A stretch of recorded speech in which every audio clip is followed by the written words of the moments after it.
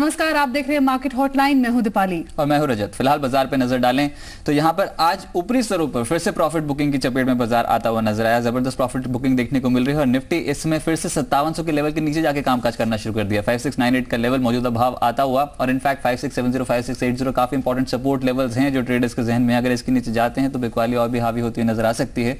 Overall Sensex में 77 अंकों की गिरावट के साथ कामकाज हो रहा है और मिड कैप इंडेक्स में भी देख रहे हैं हम लगातार प्रेशर बनता हुआ नजर आया। पर सबसे ज्यादा इंडाइसेस वाइज जो सबसे ज्यादा प्रेशर डाल रहे हैं आज के सत्र में वो है मेटल काउंटर्स।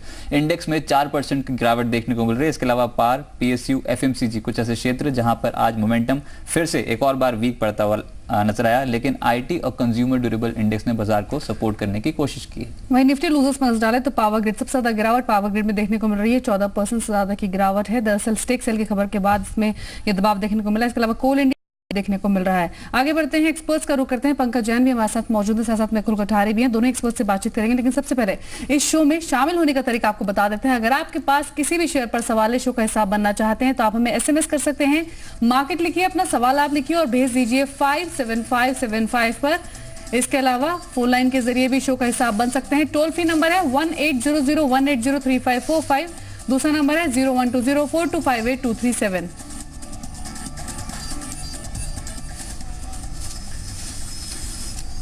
चलिए पंकज जी, मैं आप ही के पास आना चाहूंगा। बाजार पे जिस तरीके का रुख है, लगातार हमने देखा कि प्रेशर बनता हुआ नजर आ रहा था। हालांकि कुछ स्टेबिलिटी लौटी थी, जिस तरीके से इंटरनेशनल क्यूज बनते हुए नजर आ रहे थे तो कुछ सपोर्ट मिलने के चांसेस थे, पर उसको नकारते हुए फिर से निफ्टी पे एक और प्रेशर बढ़ता हुआ नजर आया है और इस समय 5700 का लेवल टूट चुका है।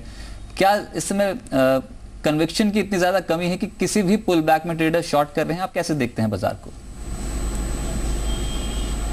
बिल्कुल रजत, आपकी बात बिल्कुल सही है। इस टाइम मार्केट में कन्विक्शन लेवल्स बहुत ही कम हैंगे एंड स्पेसिफिकली बुलिश कॉज में कन्विक्शन लेवल्स बहुत ही कम है। एक ही सेक्टर में जहाँ पर कन्विक्शन लेवल थोड़ा सा बड़ा है और इस टाइम स्ट्रांग है, दैट इज़ आईटी सेक्टर और उसके भी दिग्गज काउंटर, जो 4-5 दिग्गज काउंटर्स हैं उनके। उसके अलावा across the board you talk about, चाहे वो बैंकिंग हो, चाहे वो रियलिटी हो, चाहे वो इंफ्रा हो, चाहे वो मेटल्स हो, I think we are seeing the pain. And FMCG भी हमने देखा है कि उसमें भी एक सीरियस प्रॉफिट बुकिंग देखने को मिल गई है। So all in all I think Nifty is drifting down और अब देखने वाली बात यह है कि 5500 के लेवल्स जो हम दो एक बार सर्च कर चुके हैं वो लेवल्स आने वाले हफ्तों में होल्ड करते नहीं करते हैं। All in all I think market अभी भी बेरिश मोड में हैगा and one has to be very cautious. जी चलिए, सवाल जवाब आपके सिलसिले को शुरू करते हैं। बबलू पटना से हमारे साथ मौजूद हैं।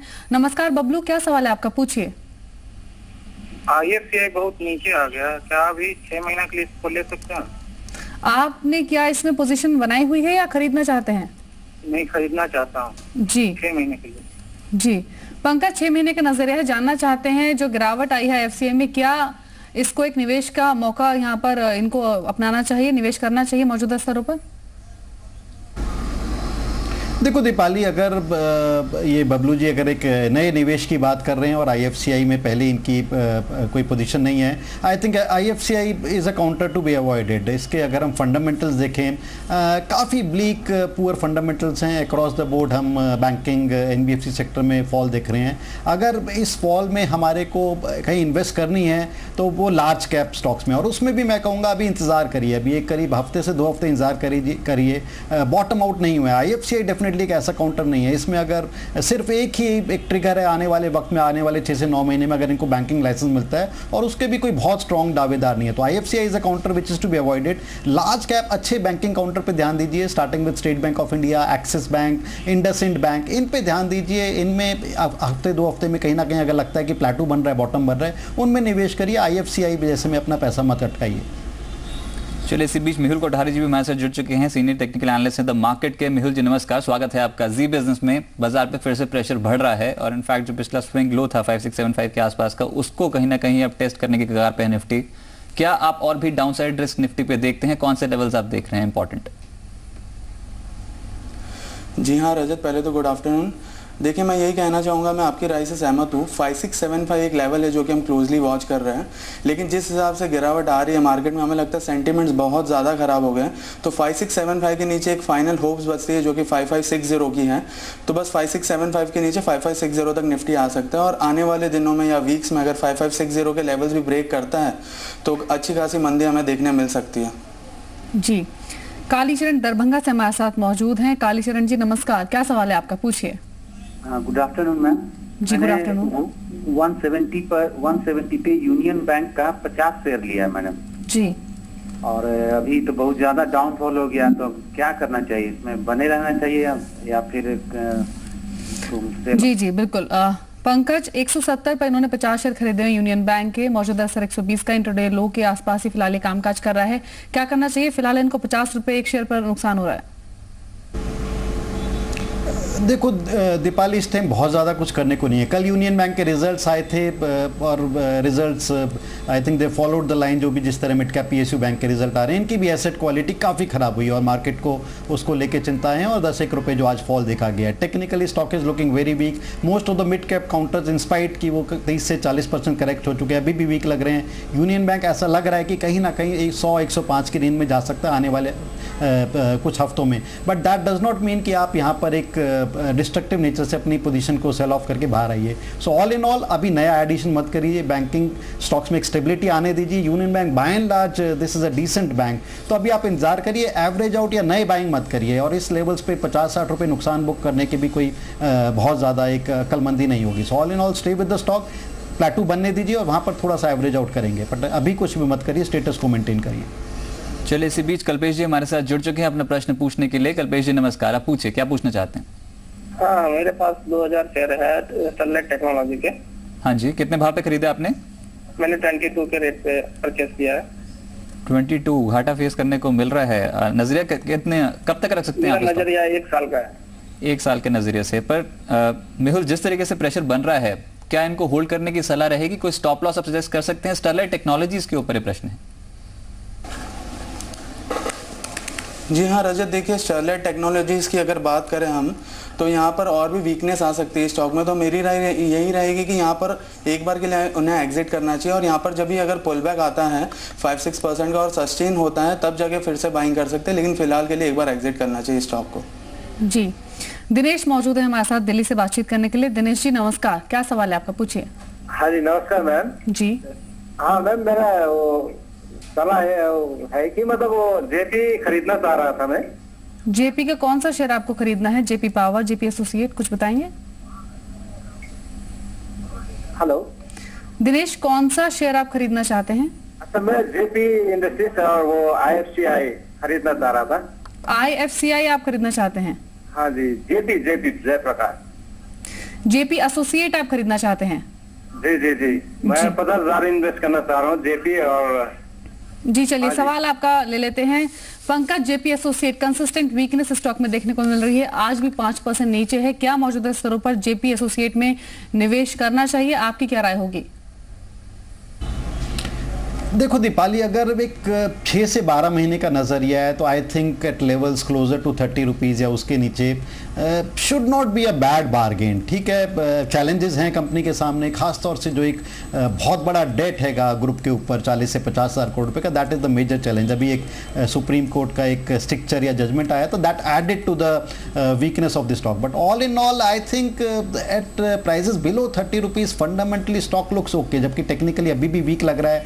मार्केट के मोमेंटम काफ़ी वीक है, it can go anywhere, could go up to levels closer to 24-25 also, but हमें बॉटम नहीं मालूम है। तो 30 रुपए के नीचे अगर आपका एक मीडियम टू लंबी अवधि का नजरिया है, आप इसमें निवेश कर सकते हैं और स्टेप बाय स्टेप निवेश करिए, छोटी छोटी क्वांटिटी में निवेश करिए, और 6 महीने का नजरिया है तो आई थिंक पैसा देके जाएगा आपको। जी चलिए, इस बीच एक ब्लॉक डील हुई, इसमें नजर डालते हैं। टाटा पावर पर ये ब्लॉक डील हुई है, 5 लाख शेयरों का सौदा हुआ है 85.8 के स्तर पर, यानी 85 रुपए 80 पैसे के भाव पर 5 लाख शेयरों का सौदा है। मौजूदा स्तर 85 रुपए 65 पैसा का है। 2.25 रुपए की गिरावट फिलहाल देखने को मिल रही है। वहीं नेवेली लिग्नाइट के शेयर पर नजर डालना चाहेंगे। नेवेली लिग्नाइट का जो आईपीपी आज खुला था, फुल्ली सब्सक्राइब हो चुका है, पूरा सब्सक्राइब हो चुका है नेवेली लिग्नाइट का जो आईपीपी था, और अभी अगर शेयर प्राइस पर नजर डाले तो यहाँ पर लगभग 1.33% की मजबूती नेवेली लिग्नाइट के शेयर में देखने को मिल रही है। और इस बीच मार्केट पर नजर डालें किस तरह का कारोबार देखने को मिल रहा है, तो यहाँ पर जो गिरावट है वो बरकरार है। 25 अंक नीचे निफ्टी कामकाज कर रहा है, सेंसेक्स में 65 में कोई गिरावट है। और इसी के साथ यहाँ रुकेंगे, थोड़ी देर के लिए वापस लौटेंगे तो सवाल जवाब के सिलसिले को जारी रखेंगे। आप देखते रहिए मार्केट हॉटलाइन।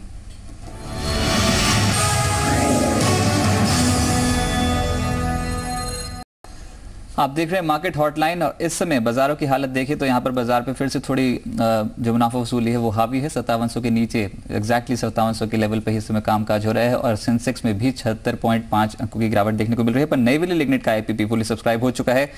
350 करोड़ रुपए सरकार की जुटाने की योजना थी, 58 से 60 रुपए यहाँ पर प्राइस बैठ रखा गया था। आईपीपी पूरा सब्सक्राइब हुआ है और जो बोली लगी है वो 6.12 करोड़ शेयर्स की लगी है against the size of 5.97 crore shares. तो ये कहीं ना कहीं एक संतुष्टि भरी खबर है नई लिग्नाइट के लिए।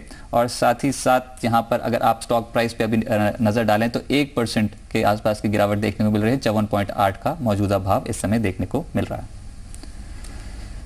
जी चलिए आगे बढ़ते हैं, सवाल जवाब के सिलसिले को आगे बढ़ाते हैं। शेखर हमारे साथ मौजूद है महाराष्ट्र से। शेखर नमस्कार, क्या सवाल है आपका? नमस्कार, मैंने ONGC 330 रुपए से 300 शेयर परचेज किए हैं जी। अभी उसका भाव चालू है 277 जी। तो उसमें से बाहर निकलने के लिए रास्ता क्या है? क्या होल्ड करना चाहिए? क्या करना चाहिए उसमें? जी मेहुल, ONGC पर इनका सवाल है। 330 के स्तर पर इन्होंने एंट्री की है, मौजूदा स्तर 277 का है। जानना चाहते हैं क्या इनको एग्जिट करना चाहिए या फिर अपनी पोजीशन होल्ड करनी चाहिए? जी हाँ दीपाली, देखिए ONGC की बात करें तो वीकली चार्ट्स पर ONGC ने हेड एंड शोल्डर ब्रेकडाउन दे दिया है 295 के करीब। तो हालांकि देखा जाए तो इतना भी लॉस इन्हें फिलहाल नहीं हो रहा है। आगे वाले दिनों में और भी लोअर लेवल्स देखने मिल सकते हैं ONGC में। तो सलाह यही रहेगी कि एक बार के लिए यहाँ पर एग्जिट करना चाहिए स्टॉक को।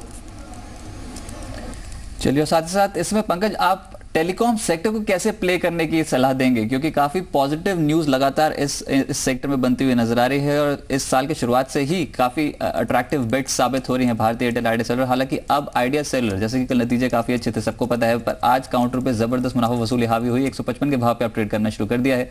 तो इस समय टेलीकॉम में क्या आपको लगता है वैल्यूएशन सपोर्ट कर रही है इन प्राइसेस को?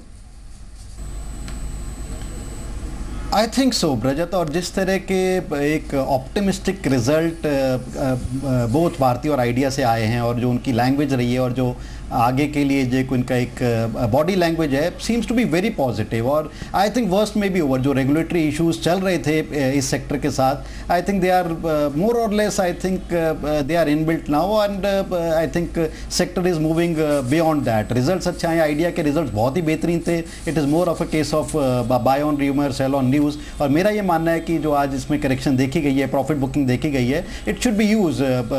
जो लोग आइडिया की बस मिस कर गए हैं, they should sort of get into this share। और अगले एक साल के नजरिए में we feel next 1 year target for Idea is closer to 200 rupees. तो भारती और आइडिया, स्पेसिफिकली आइडिया, अगर हम इनमें से एक स्टॉक की बात करें, we are buyer in this sector now. और इस वक्त अगले 3 से 6 महीने में बहुत ज़्यादा ऐसे सेक्टर्स नहीं है कि जिनमें एक नया निवेश किया जा सके, starting with idea, telecom and FMCG and pharmaceutical. I think यही 4 सेक्टर हैं और शायद इसी क्रोनोलॉजी में रहेंगे अगले 3 महीने तक।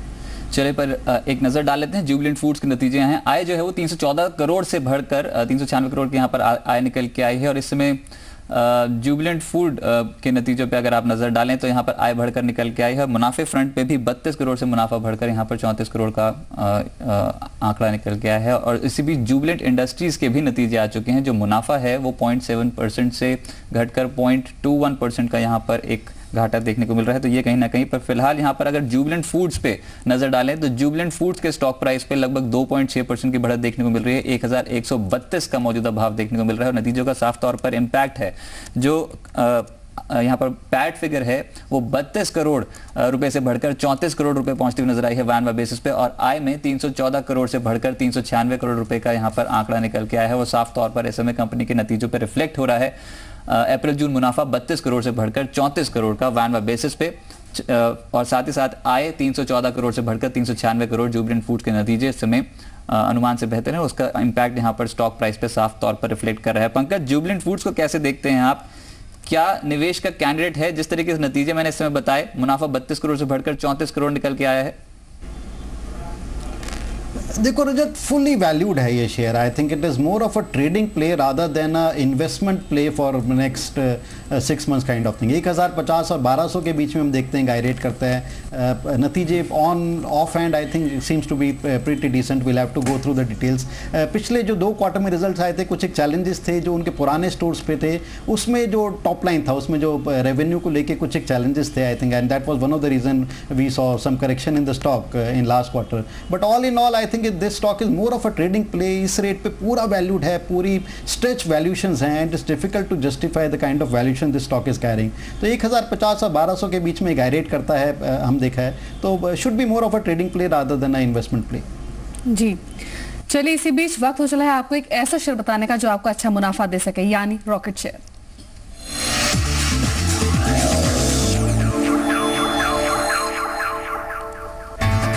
आशीष चतुर्मोता हमारे साथ मौजूद हैं आज का रॉकेट शेयर बताने के लिए. आशीष नमस्कार, स्वागत है आपका. आज का रॉकेट शेयर आपने कौन सा चुना है? जी नमस्कार. आज जो काउंटर हमने चूज किया है शॉर्ट टर्म साइड के लिए वो है इनफाइनाइट कंप्यूटर्स. इस काउंटर के अंदर में हमने देखा कि ये काउंटर अपने पिछले 8 वीक के कंसोलिडेशन के बाद में एक ब्रेकआउट दिया है और इसके अंदर में जो शॉर्ट टर्म टारगेट हमें लगता है वो करीब 100 के लेवल्स के आसपास तक लगता है. तो यहाँ से 7-8 रुपए की एक अपसाइड इस काउंटर में हमें देखने को मिल सकती है. With a stop loss of 89 इस काउंटर में लॉन्ग पोजीशन इनिशिएट की जा सकती है. जी, इनफाइनाइट कंप्यूटर पर इन्होंने खरीदारी की सलाह दी है आशीष ने. आशीष आपने बताया टेक्निकल्स, तो आपने बताया कि जिस वजह से आपने स्टॉक को चुना. आपने टारगेट क्या बताया आशीष? देखिए इसमें एक टारगेट जो है वो करीब 100 लेवल तक हमें देखने को मिल सकता है. मे भी शायद इंट्राडे में 98, 99 के आसपास है, बट 1 से 2 दिनों के अंदर में मुझे लगता है कि 100 के लेवल्स को ये काउंटर क्रॉस कर सकते हैं. बिल्कुल आशीष, और लगातार हम देख रहे हैं पिछले कुछ दिनों से एक्टिविटी बढ़ी है. काफी गिरावट के बाद काउंटर कहीं ना कहीं सबलता हुआ नजर आया है. फिलहाल यहाँ पर 2% ज्यादा के रिटर्न देखने को मिल रहे हैं, पर जो 100 के लक्ष्य जो आप दे रहे हैं वो जो पुल बैक है, क्या आप ये पोजिशनल कॉल के तौर पर दे रहे हैं या फिर इंट्राडे बेसिस पे डीलर्स इतने एक्टिव है स्टॉक में कि ये जल्द ही मोमेंटम के तौर पर अचीव हो जाएंगे टारगेट्स? देखिए मुझे लगता है कि इसमें टारगेट अचीव हो सकते हैं क्योंकि ये बहुत एक कंसोलिडेशन के बाद में ऑलमोस्ट 8 वीक के कंसोलिडेशन के बाद में ब्रेकआउट आया. और इस काउंटर में सबसे अच्छी बात है कि अगर इसके वॉल्यूम्स को आप देखेंगे तो इसमें करीब 2.5 से 3 लाख का वॉल्यूम इस पूरे वीक के अंदर में हुआ, जो कि पिछले 3-4 वीक में इसका जो एवरेज रहता था वो करीब 70-80 हजार शेयर के वॉल्यूम का रहता था. तो मैं समझता हूँ कि कम से कम डबल का वॉल्यूम इस वीक के अंदर में हुआ है. तो डेफिनेटली कहीं ना कहीं ट्रेडर्स इसके अंदर में अच्छी पोजीशन लेके बैठे हुए हैं. चलिए यहाँ पर चार्ट पे जरूर नजर डालेंगे इसके, पर फिलहाल 100 रुपए के लक्ष्य के लिए आप खरीदारी करके चल सकते हैं. आशीष का मानना है 89 का स्टॉप लॉस लगाएंगे तो अच्छा खासा मुनाफा आपके पोर्टफोलियो में देखने को मिल सकता है. और इस समय जबरदस्त मोमेंटम है. काउंटर 2.5% की मजबूती इंट्राडे बेसिस पे देखने को मिल रही है और ये तब है जब बाजार पे गिरावट देखने को मिल रही है. एक रॉकेट शेयर साबित होगा. आशीष का मानना है इनफाइनाइट कंप्यूटर्स पे दाव लगा सकते हैं. आज काफी अच्छे मोमेंटम के साथ इनफाइनाइट कंप्यूटर्स का काउंटर ट्रेड कर रहा है. फिलहाल 2% से यहाँ पर 2% ज्यादा के रिटर्न देखने को मिल रहे हैं, पर 100 रुपए तक की चाल ये काउंटर दिखा सकता है. आप देख सकते हैं दिन के उच्चतम स्तर पर इनफाइनाइट कंप्यूटर्स बना हुआ है और लगातार ट्रेड जो है वो पॉजिटिव बायस के साथ इसमें देखने को मिल रहे हैं. आशीष, पूरे ही आईटी पैक पे क्या आपका नजरिया पॉजिटिव है? Infinite computers pure technical call है या फिर आप और मानते हैं कि जिस तरीके से आईटी काउंटर्स में इसमें एक्टिविटी काफी ज्यादा तेज है तो अब ये जो काउंटर्स है, जो मिड कैप कैटेगरी के काउंटर्स है, यहाँ पर ज्यादा मोमेंटम देखने को मिल सकता है? और वैसे ही इनफाइनाइट कंप्यूटर्स में पिछले 2 दिनों से एक्टिविटी काफी ज्यादा तेज होती हुई नजर आई है. पूरे आईटी सेक्टर पे आपकी क्या राय है? जी हाँ, ओवरऑल हम आईटी स्पेस में एक पॉजिटिव बायस रखते हैं. देखिए मैं समझता हूँ कि जिस तरह से ऑल टाइम हाई पे टीसीएस, एचसीएल टेक ट्रेड कर रहे हैं तो वो कहीं ना कहीं पूरे सेक्टर की स्ट्रेंथ को इंडिकेट कर रहे हैं. और मुझे लगता है इन्फोसिस भी ऑलमोस्ट अपने 1 साल के ब्रेकआउट पे अभी चल रहा है. इस काउंटर ने 3025 के ऊपर अपने 1 साल के हाई के ऊपर ब्रेकआउट दिया. तो यहाँ पर भी मुझे लगता है 8 से 10% की बढ़त जो है वो दिखा सकते हैं. तो ओवरऑल इसके चलते मुझे लगता है कि मिड कैप आईटी स्पेस में भी एक अच्छी स्ट्रेंथ देखने को मिलेगी और उसमें इनफाइनाइट, माइंडट्री, टेक महिंद्रा ये काउंटर जो है वो अच्छा परफॉर्मेंस दिखा सकते हैं. पर पिक है इनफाइनाइट कंप्यूटर्स, दिन के उच्चतम स्तर पे बना हुआ है और आशीष का मानना है कि जल्द ही 100 रुपए तक के लक्ष्य यहां पर देखने को मिल सकते हैं. रॉकेट शेयर है, आप निवेश करके मुनाफा कमा सकते हैं. आशीष, बहुत बहुत शुक्रिया हमारे साथ जुड़ने के लिए और मुनाफे भरी कॉल देने के लिए बहुत बहुत शुक्रिया. चलिए फिलहाल एक छोटे से ब्रेक के लिए रुकते हैं, पर आपको जाते थे बता दें अगर आपको भी शो का हिस्सा बनना है, अपने प्रश्न हमारे पास भेजने तरीका काफी सिंपल है. बाजार के जानकारों से राय लेने के लिए मोबाइल के टेक्स्ट राइटिंग मैसेज बॉक्स में जाएं, पहले मार्केट लिखें, ये हमारा कीवर्ड है, उसके बाद अपना प्रश्न लिखकर भेज दें 57575 पर. इसके अलावा आप हमें फोन लाइन्स के जरिए भी कॉन्टैक्ट कर सकते हैं 1800-1803-545 पे कॉल करके या फिर 0120-425-8237 पे कॉल करके अपने प्रश्न पूछ सकते हैं.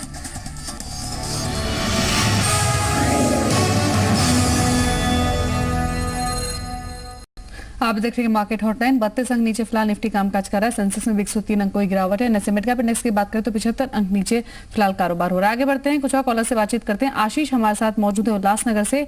आशीष नमस्कार, क्या सवाल है आपका, पूछिए.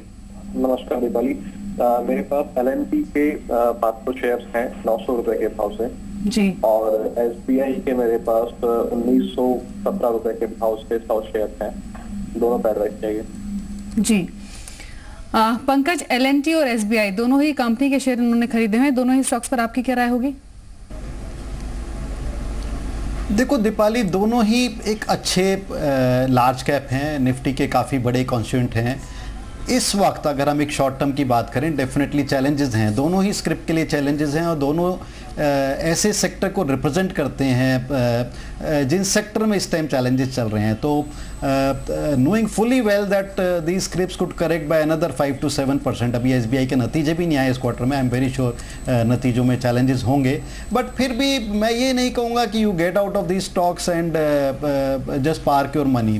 दोनों अच्छे स्टॉक हैं। जब भी एक इकोनॉमी में बॉटम आउट होएगा अगले कुछ एक महीनों में, तो I think these stocks will rally smartly. तो आप इन स्टॉक्स में बने रहिए, और अगर आपके पास लिक्विडिटी है, नया निवेश कर सकते हैं, तो may be at Nifty levels closer to 55-50 अगर ऐसा निफ्टी के लेवल्स आते हैं अगले कुछ एक दिनों में, कुछ हफ्तों में, मे बी थोड़े थोड़े ऐड ऑन भी कर सकते हैं। By and large these are good stocks which have to be in the portfolio. आप बने रहिए, और बहुत ऊपरी स्तर पे नहीं है, आपके रेट्स आर कंफर्टेबल लेवल्स।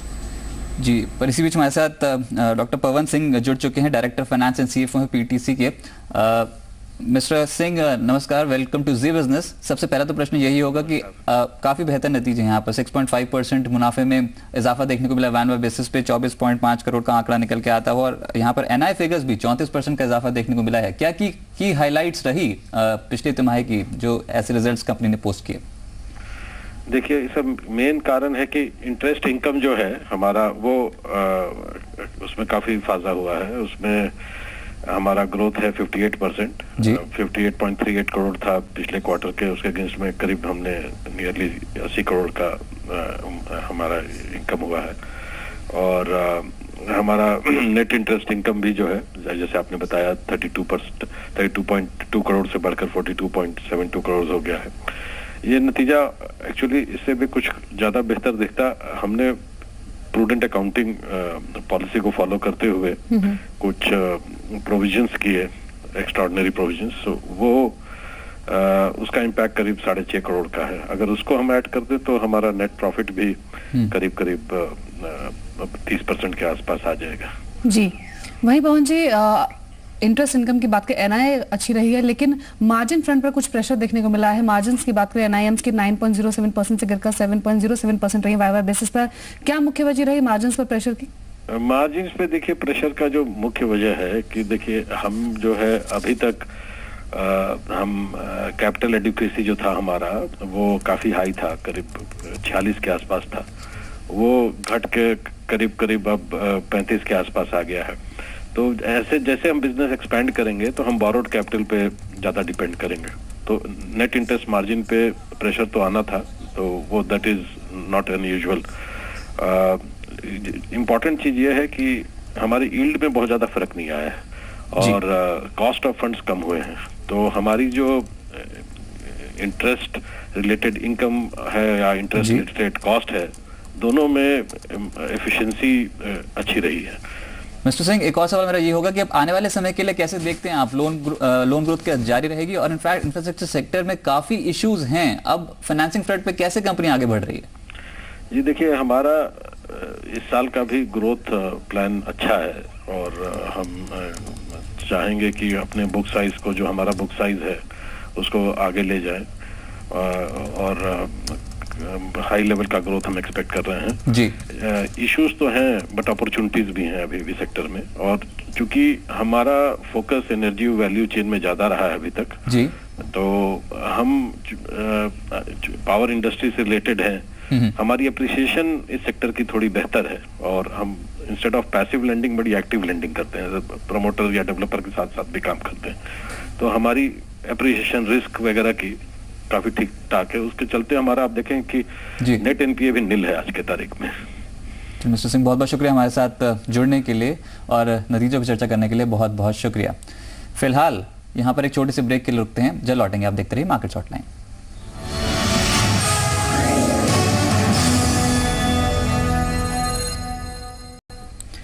आप देख रहे हैं मार्केट हॉटलाइन। बाजार पर एक बार नजर डालें तो निफ्टी में इस वक्त गिरावट और गिराते हुए 42 अंक नीचे इस वक्त निफ्टी कामकाज कर रहा है। 5684 का लेवल है। सेंसेक्स की बात करें तो यहाँ भी 131 अंकों की गिरावट है। 19,187 का स्तर है। वहीं एनएसए मिड कैप यहाँ भी 90 अंक नीचे फिलहाल कामकाज हो रहा है। आगे बढ़ते हैं और सबसे पहले रुख करते हैं हमारे खास सेगमेंट हर घंटे मुनाफा।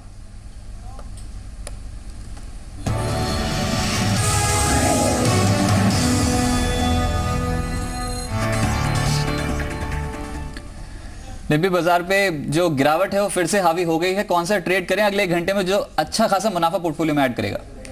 शॉर्ट करके ही पैसा बनने की टेंडेंसी थोड़ी ज़्यादा लगती है क्योंकि मार्केट पूरी तरह से कमज़ोर हो रहा है और आज शुक्रवार के दिन किसी तरह का कोई पुल बैक नहीं है, इसलिए वीक स्ट्रक्चर को चुना है। एनएमडीसी शॉर्ट करके जाया जा सकता है इस पे और हो सकता है अगले एक घंटे के अंदर आपको 2 से ढाई रुपये भी मिल जाए, इसलिए हमने 95 के टारगेट के लिए इसको शॉर्ट करने के लिए काउंटर को चुना है। 98 का एक आप चाहे तो एक स्टॉप लॉस भी रख सकते हैं। एनएमडीसी चाहे भले आप मिनट्स देखें, आवरली देखें, डेली चार्ट्स, वीकली चार्ट्स, कोई भी इसका चार्ट देख ले, किसी में भी कोई भी इंपॉर्टेंट सपोर्ट अब नियर बाय तो नहीं है। जो थोड़ा बहुत सपोर्ट था वो नियर अबाउट 98 से 100 की रेंज का था, जिसको आज ही इसने वापस शेड कर दिया 1 से 1.5% की गिरावट के साथ, और एक गिरावट अब तेजी से बढ़ भी सकती है। काम के लिहाज से भी अगर आप देखें शायद उतना बेनिफिट इनको नहीं मिलने वाला क्योंकि अभी भी कई जगहों पर माइनिंग बैन है और जहां से भी कामकाज हो रहा है वहां से वो कम से कम एक लार्जर स्केल पे नहीं है, इसलिए प्रॉफिटेबिलिटी शायद कम ही बनेगी इस बिजनेस से। इसलिए एनएमडीसी एक शॉर्ट कंटेंडर है, शॉर्ट कर सकते हैं यहाँ पे। जी डिम्पल, लगातार लोअर बॉटम बना रहा है ये शेयर, टेक्निकली तो काफी वीक है। इसके अलावा भी कोई और ट्रिगर्स आपने दिमाग में रखे हैं जो नेगेटिव हो और स्टॉक पर प्ले हो सकते हो? देखिए, पहला तो मार्केट का मोमेंटम हमने ध्यान में रखा कि बाजार लगातार कमजोर हो रहा है, ये बड़ा कारण था कि एक सेल कॉल हमें चुननी थी। दूसरा इंपॉर्टेंट कारण है कि उस सेल कॉल में सबसे वीक स्ट्रक्चर चुनना था। उस वीक में से फिर तीसरा सबसे बड़ा कारण ये देखा हमने कि ऐसे सेक्टर से बिलोंग करता है जहां पे रिकवरी का नामो निशान नहीं है और ये इसमें से भी सबसे कमजोर स्ट्रक्चर में से एक है।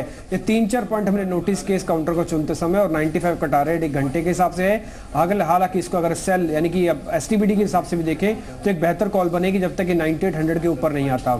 चलिए, तो 95 रुपए के लक्ष्य के लिए आप बिकवाली करके चल सकते हैं। ये एक सेल कॉल है। एनएमडीसी पे मोमेंटम जो है वो काफी ज्यादा वीक है और ये बढ़ भी सकता है। डीलर्स की बिकवाली इस काउंटर पे काफी ज्यादा हावी है। वो पोजिशनल तौर पे साफ रिफ्लेक्ट हो रहा है। लगातार लोअर बॉटम लोअर टॉप्स का फॉर्मेशन है, पर अब अगले एक घंटे के लिए 95 तक की चालें दिखा सकता है और आज के सत्र में भी अच्छी खासी मुनाफा वसूली बाजार में देखने को मिल रहा है। एनएमडीसी काफी वीक कैंडिडेट है और इसमें जो बिकवाली है वो हावी होगी अगले एक घंटे में 95 तक के स्तर डीलर्स एक्सपेक्ट कर रहे हैं। भी बहुत बहुत शुक्रिया हमारे साथ जुड़ने के लिए। चलिए, इसी बीच हमारे साथ हेमंत जी जुड़ चुके हैं प्रश्न पूछने के लिए मथुरा से।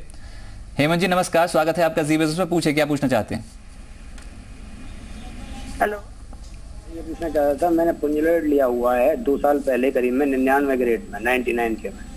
99 के स्तर पे? हेमंत जी इतने समय पहले से आप इस काउंटर को होल्ड करते चले जा रहे हैं, क्या आपने लॉन्ग टर्म के ऑब्जेक्टिव से खरीदा था?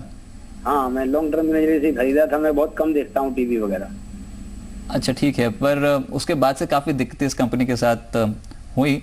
फाइनेंशियल भी थोड़ा इतना सपोर्ट नहीं कर रहे थे वैल्यूएशंस को जिस वैल्यूएशन पे आपने लिया, पर ओवरऑल तकनीकी तौर पर देख लेते हैं। एक तो आपने काफी समय तक होल्ड कर लिया, पर अब टेक्निकल्स कैसे पैन आउट हो रहे हैं मेहुल? क्या यहाँ पर कुछ रिवर्सल के चांसेस हैं? यहाँ पर बाजार पे तो दबाव पड़ा है, पुंज लॉयड अभी भी एक वीक कैंडिडेट है, क्या करना चाहिए इसमें? जी हाँ रजत, मैं बिल्कुल सहमत हूँ आपकी बात से। बहुत ही ज़्यादा वीक काउंटर है, काफ़ी ज़्यादा बड़ा फॉल आया है इसमें, तो यहाँ पर तो कोई भी सुधार का मौका नहीं दिख रहा है हमें। मैं सिर्फ यही कहना चाहूँगा कि अगर आने वाले दिनों में या कुछ महीनों में 35 के लेवल्स भी क्रॉस करता है तो शायद एक पॉजिटिव चीज़ हो सकती है स्टॉक के लिए। तब तक के लिए तो यहाँ पे और भी लोअर लेवल्स देखने मिल सकते हैं हमें। जी, जयश्री हमारे साथ मौजूद है पौंडीचेरी से। जयश्री नमस्कार, क्या सवाल है आपका? पूछिए। नमस्ते मैडम जी। मेरा बैंक ऑफ इंडिया में सवाल है और मैं 1000 शेयर 285 में लिया है जी। तो मैं एवरेज करने का सोच रही हूँ, तो उसके लिए कौन सा लेवल में एवरेज करूँ जी? और इस तरह मैं बीपीसीएल भी ऐसे ही है 400 रुपया में लिया है। बैंक ऑफ इंडिया पर आपको व्यू दिलवा देते हैं। कोई एक सवाल आपका ले लेते हैं। पंकज, बैंक ऑफ इंडिया 285 के स्तर पर उन्होंने 1000 शेयर खरीदे हुए, मौजूदा स्तर 170 का है। प्रति शेयर लगभग इनको 115 रुपए का नुकसान हो रहा है। जानना चाहती है क्या मौजूदा स्तर पर एवरेज करना चाहिए इनको? देखो दीपाली, इस चीज़ की राय अभी हमने थोड़ी देर पहले भी दी थी, दूसरे स्टॉक की बात कर रहे थे। मिड कैप बैंक्स में एक सीरियस पेन चल रहा है और Q2 के जो इनके रिजल्ट्स आने वाले हैंगे उसमें पेन बढ़ भी सकता है। सो दैट मीन्स इसको अगर मैं सम अप करूं तो अगले 1 से 3 महीने इनमें पेन बरकरार रहेगा and stocks could search much lower levels including bank of India, यहाँ से 10 से 15% और नीचे जा सकते हैं अगले कुछ एक हफ्तों में। So that means absolute term में अगर मैं आपको कहूँ तो बैंक ऑफ इंडिया में एवरेज अगर आप करना चाहते हैं डेफिनेटली करनी चाहिए। It's a decent stock at end of the day. कहीं ना कहीं 150 रुपये से नीचे 140 150 I think that is your target to average out your position and that target may be achieved in next I would say 2 to 6 weeks kind of thing. तो जल्दबाजी मत करिए, अपनी पोजीशन पे बने रहिए और एवरेज करने के लिए थोड़ा सा इंतजार करिए और यहाँ से 10 से 15% नीचे एवरेज करने का अपना टारगेट रखिए। I would say stick closer to 15% from current levels on down side rather than 10%। चलिए पीयूष जी इसी बीच हमारे साथ आगरा से जुड़ चुके हैं। पीयूष जी नमस्कार, आप पूछे क्या पूछना चाहते हैं? हाँ जी, मेरा एक सवाल है कि यूनिटेक में मेरे 500 शेयर है 20.40 है, अभी कब तक कितना गिरेगा? जी काफी ऊंची खरीद है और रियल एस्टेट पैक में जैसे आप देख रहे हैं पिछले कुछ दिनों से एक्टिविटी काफी कमजोर है। इवन डीएलएफ में भी काफी बिकवाली हावी हो चुकी है। मेहुल, चार्ट स्ट्रक्चर्स ही ब्रेक डाउन होते चले जा रहे हैं। डीएलएफ में लगातार लिखते सर और यूनिटेक में भी लगातार जो बिकवाली हावी है 5 साल के न्यूनतम स्तर पे पहुंच चुके हैं काउंटर्स, क्या करना चाहिए? देखिए रजत, अगर क्लाइंट अगर होल्ड कर सके तो हमारी सलाह ये रहेगी कि रियल्टी एक बहुत ही ज़्यादा बीटन डाउन सेक्टर है। डीएलएफ भी बहुत ज़्यादा गिर चुका है, पर हालांकि वो एक 120 का सपोर्ट है, उसी के करीब ट्रेड कर रहा है। तो सलाह ये रहेगी कि 120-130 के सपोर्ट से एक बार के लिए होल्ड कीजिए और यहाँ पर ज़रा सा भी पुलबैक आता है रियल्टी काउंटर्स में तो 180-190 के लेवल्स देखने मिल सकते हैं आने वाले कुछ महीनों में। तो वहाँ पर एक बार के लिए एग्जिट कर दे इस स्टॉक को। जी चलिए आगे बढ़ते हैं, कुछ और कॉलर से बातचीत करते हैं। इनफैक्ट अगला एसएमएस है हमारे पास, पवन तिवारी का है, यूपी से इनका सवाल है, एचडीआईएल पर इनका सवाल है। पंकज आपसे भी लेना चाहेंगे, 1000 शेयर इन्होंने खरीदे हुए हैं 40 रुपये 50 पैसे के स्तर पर। एचडीआईएल आप कैसा देख रहे हैं? देखो HDIL realty pack as such बहुत वीक पैक है। अभी हम यूनिटेक की बात कर रहे थे, I think the kind of levels we are searching for Unitech in next 2-3 months could be closer to 13 rupees. HDIL उस वीकेस्ट सेक्टर में, एक सुपर वीकेस्ट सेक्टर में आई थिंक फंडामेंटल्स वाइज भी काफ़ी वीक एक स्टॉक हैगा। तो 10 रुपये का आपको एचडीआईएल में इस टाइम नुकसान हो रहा है, तो आई वुड सजेस्ट कि आप इस 10 रुपये के नुकसान को बुक करिए। इस सेक्टर में ही रहना है, गो टू द डीएलएफ जो इनके एक बेंचमार्क हैगा, जो एक लार्ज कैप स्टॉक है जो रिप्रेजेंट करता है इस सेक्टर को, वहां पर लेके जाइए। पैसा आपका रिलेटिवली, मैं नहीं कह रहा कि वहां पर आपका पैसे की डिस्ट्रक्शन नहीं हो सकती करंट लेवल से, रिलेटिवली सेफर है और जब भी एक टर्न अराउंड आएगा उसमें ज़्यादा अच्छा मुनाफा मिलेगा, सेफर है, you are in a safer zone. तो एचडीआईएल से आप बाहर आइए। इसी सेक्टर में रहना चाहते हैं तो आप डीएलएफ में जाइए। इस सेक्टर में नहीं रहना चाहते तो मे बी आई थिंक जो सेक्टर्स हम पहले बात कर चुके हैं, आईटी, टेलीकॉम, फार्मास्यूटिकल, दो जा सके, बट एचडीआईएल से बाहर आना चाहिए। May be you could take your money to DLF. 5% का फॉल है डीएलएफ में इंटरडे बेसिस पे आता हुआ जबरदस्त मुनाफा वसूली डीएलएफ में भी देखने को मिल रही है। 131 के लेवल पे इसमें पहुंच चुका है। चलिए इस नोट पे छोटे से ब्रेक के लिए रुकते हैं, पर ब्रेक पे जाते हैं आपको बता दें अगर आपको भी शो का हिस्सा बनना है, अपने प्रश्न बाजार के एक्सपर्ट से पूछने हैं तो मोबाइल की टेक्स्ट राइटिंग मैसेज बॉक्स पर जाइए, पहले मार्केट टाइप करना होगा आपको, उसके बाद अपना प्रश्न टाइप कीजिए और उसे भेज दीजिए 57575 पर। साथ ही फोन लाइन के जरिए भी कॉन्टैक्ट कर सकते हैं 1800-180-3545 पे कॉल करके, या फिर 0120-425-8237 पर भी कॉल करके अपने प्रश्न पूछ सकते हैं आप।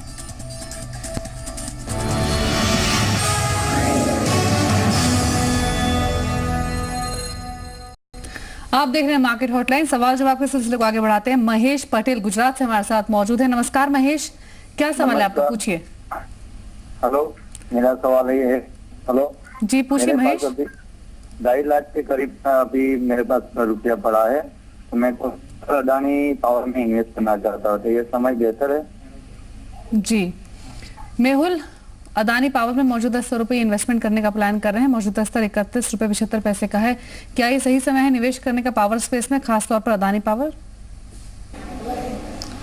हाँ बिल्कुल भी नहीं दीपाली। देखिए रिसेंट में स्टॉक ने 35 के करीब एक स्ट्रॉन्ग सपोर्ट था, हाई डिग्री चार्ट्स पे वो ब्रेक किया है और अभी 30 के लेवल्स के करीब ट्रेड कर रहा है। तो हमें लगता है कि आने वाले दिनों में और इसमें 10 to 15% की फॉल देखने मिल सकती है। तो 25 लेवल के करीब अगर ये स्टॉक आता है तो एक बार के लिए निवेश कर सकते हैं, बट फिलहाल के लिए अवॉइड है इस स्टॉक में। चलिए इसी बीच रणवीर सिंह जी हमारे साथ जुड़े हैं बीकानेर से अपना प्रश्न पूछने के लिए। रणवीर जी नमस्कार, स्वागत है आपका जी बिजनेस में, आप पूछिए क्या पूछना चाहते हैं। जी सर, आप सबको बहुत बहुत नमस्कार और मैं आपको बधाई देना चाहता हूं क्योंकि मैं जी बिजनेस को बहुत ज्यादा फॉलो करता हूं, तो इसी के आधार पर अपने स्टॉक भी चूज करता हूं सर। धन्यवाद जी, आप पूछिए आप क्या पूछना चाहते हैं। सर मेरा सवाल एसबीआई पे है, मेरे पास 100 शेयर हैं 1850 रुपए पे, मैं 2 साल तक रुक सकता हूँ? बताएं क्या मैं और यहाँ पे ले सकता हूँ किसी भी बैंकिंग सेक्टर में या SBI में? पर खरीदी आपकी काफी ज्यादा ऊपर की है, हालांकि लॉन्ग टर्म ऑब्जेक्टिव वो ठीक है, पर इस समय फाइनेंशियल सेक्टर है और जो बैंकिंग शेयर्स है उसमें आप ऑलरेडी देख चुके हैं कि काफी गिरावट हावी हो गई है। पंकज, मैं आपके पास आना चाहूंगा। PSU स्पेस में हम पहले भी बात कर चुके हैं, पर PSU बैंकिंग स्पेस में काफी ज्यादा गिरावट हम ऑलरेडी देख चुके हैं, पर वैल्यूएशन वाइज इस समय SBI कैसा नजर आता है? 12 अगस्त को नतीजे भी आने वाले हैं, तो क्या बने रहना ठीक होगा? कुछ चांसेस हैं कि इन काउंटर्स पे खरीदारी लौटेगी?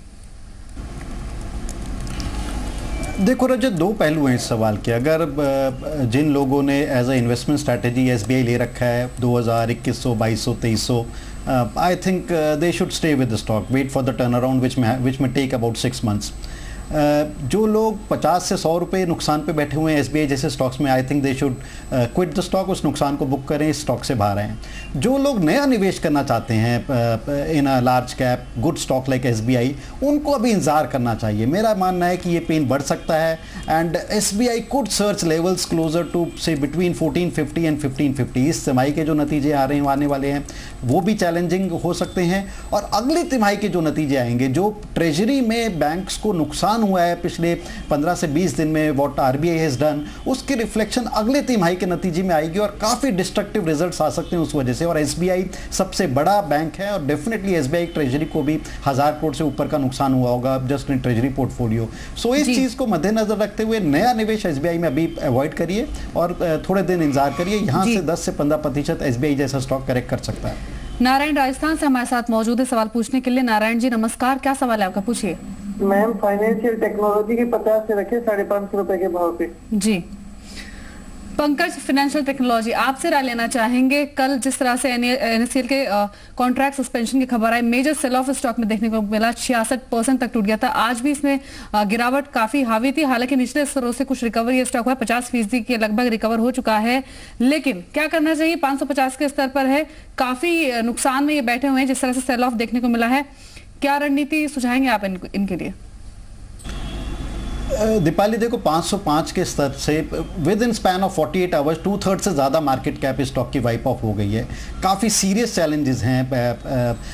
कुछ 1% चांस है कि कहीं जो नेशनल स्पॉट एक्सचेंज जो इनकी फुली ओन्ड सब्सिडी है, नॉन लिस्टेड सब्सिडी है, कि कहीं वो डिफ़ॉल्ट तो नहीं कर जाएगी। जो भी वो बयान दे रहे हैं, क्या वो पूरी तरह खरे उतरेंगे नहीं उतरेंगे, तो चैलेंजेस हैंगे। So one can't do much about stock which is owned at about 500-550। अब देखने वाली बात यह है कि क्या 100-150 रुपए के बीच में हमें एवरेज करना चाहिए, नहीं करना चाहिए। मेरा ये मानना है जो इनका मैनेजमेंट है, कुछ समय पहले तक आई थिंक ऐसी छवि थी, आज भी ऐसी छवि है, प्रोफेशनल मैनेजमेंट है and they would come out of it. तो उस चीज़ को एक बेनिफिट ऑफ डाउट देते हुए मैनेजमेंट को may be at levels closer to 130-140 हिम्मत करके, it's more of a gut feeling rather than any justification, इनको एवरेज करना चाहिए। That is the only alternative he has, और then wait for company to stabilise. तो 130 और 140 के बीच में हिम्मत करके एवरेज करिए। मेहुल, ऐसे में जो निफ्टी पे लेवल आ रहा है वो 5685 का आ रहा है, इसमें 42 अंक की गिरावट देखने को मिल रही है और लगातार अब हम देख रहे हैं कि प्रेशर बाजार पे बढ़ता हुआ नजर आ रहा है और इनफैक्ट 5675 जो हम लेवल के बारे में बात कर रहे हैं उसके बेहद करीब आ चुका है। तो क्या अगर किसी ने शॉर्ट पोजीशंस बना ली हो बाजार पे, क्योंकि हम 200 दिन की एक्सपोनेंशियल मूविंग एवरेज के नीचे हैं, 5800 के आसपास काफी 5700 के आसपास काफी स्टिफ रेजिस्टेंस यहाँ पर बाजार को फेस करने को मिल रहा है, तो किसी पुल बैक में फिर से आपकी बिकवाली की सलाह रहेगी? जी हाँ रजत, देखिए the way markets are falling we really feel there is something very serious, कुछ सीरियस है मार्केट में। 5675 के करीब है, अगर ये लेवल ब्रेक करता है तो 5550 का नेक्स्ट टारगेट रहेगा। अगर किसी ने शॉर्ट पोजीशन क्रिएट की है तो 5800 का फिलहाल शॉर्ट टर्म के लिए स्टॉप लॉस रहेगा। हालांकि अगर यहाँ से पुल बैक आता है तो भी सेल ऑन राइज ही स्ट्रेटेजी रहेगी, तो फ्रेश सेल 5675 के नीचे कर सकते हैं। अगर सेल किया तो 5800 का स्टॉप लॉस रहेगा। चलिए, इसी बीच वेंकट जी हमारे साथ जुड़ चुके हैं रायपुर से प्रश्न पूछने के लिए। वेंकट जी नमस्कार, आप पूछिए क्या पूछना चाहते हैं? नमस्कार जी। मेरे पास LIC हाउसिंग फाइनेंस है 100 शेयर। हाँ जी। एवरेज रेट 210, क्या इस स्तर पे और लिया जा सकता है एवरेजिंग के लिए? चलिए ठीक है, पूछ लेते हैं। मेहुल, क्या एवरेजिंग की सलाह रहेगी? हालांकि बाजार पे दबाव है तो सबसे ज्यादा इफेक्ट जो आएगा फाइनेंशियल स्पेस पे ही आएगा। LIC हाउसिंग कैसा दिखाई देता है चार्ट्स पे? देखिए रजत, इस स्टॉक में काफ़ी ज़्यादा हमें बिकवाली देखने मिली है। तकरीबन 280 के स्तर से ये 160 पे अभी ट्रेड कर रहा है।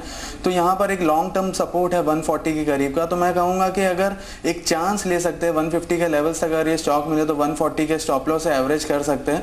और यहाँ पर पुल बैक अगर आता है 180 टू 190 के लेवल्स तक, तो वहाँ पर एग्जिट करना चाहिए, ताकि उनका सारा का सारा इन्वेस्टमेंट जो भी है वो कॉस्ट पे एग्जिट होने का चांस मिल सकता है उनको। जी चलिए, इसी के साथ यहाँ रुकेंगे थोड़ी देर के लिए। आपको एक बार फिर इस शो में शामिल होने का तरीका बता देते हैं। अगर आपके पास किसी भी शेयर पर सवाल है, शो का हिस्सा बनना चाहते हैं, SMS कीजिए मार्केट लिखिए, अपना सवाल लिखिए और भेज दीजिए 57575 पर। इसके अलावा फोन लाइन के जरिए भी शो का हिस्सा बन सकते हैं, वो भी लाइव। टोल फ्री नंबर है 1800-180-3545। दूसरा नंबर है 0120-425-8237।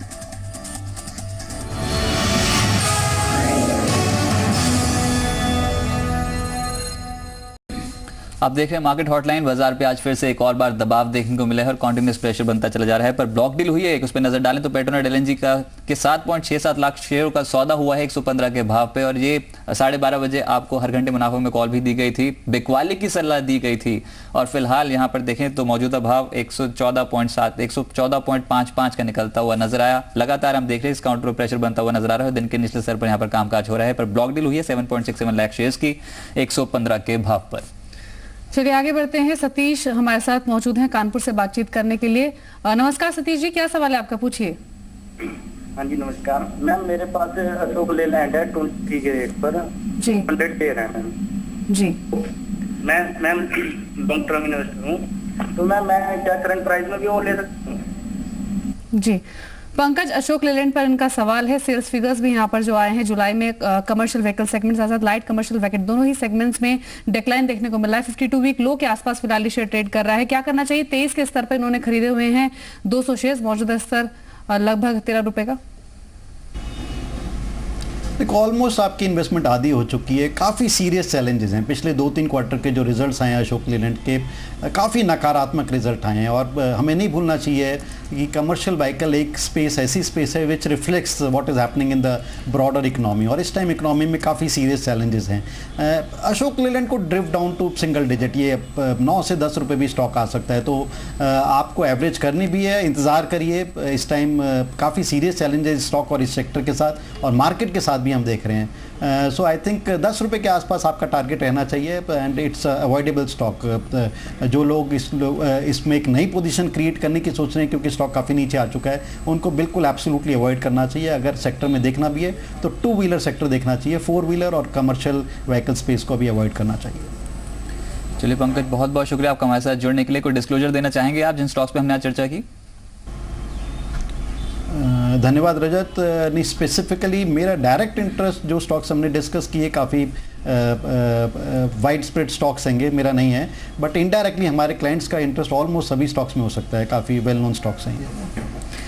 चलिए मेहुल, आपकी ओर से कोई डिस्क्लोजर? हाँ धन्यवाद दीपाली। जो भी स्टॉक्स हमने यहाँ पर डिस्कस किए हैं, we don't hold any of the positions. हो सकता है हमने ये स्टॉक्स हमारे क्लाइंट को सलाह दी हो। जी चलिए, बहुत बहुत शुक्रिया आपका शो में शामिल होने के लिए और सभी कॉलर्स की क्वेरीज को आंसर करने के लिए। और इसी के साथ फिलहाल मार्केट हॉटलाइन में इतना ही। अगला कार्यक्रम होगा वायदा से फायदा। आप देखते रहिए जी बिजनेस। नमस्कार।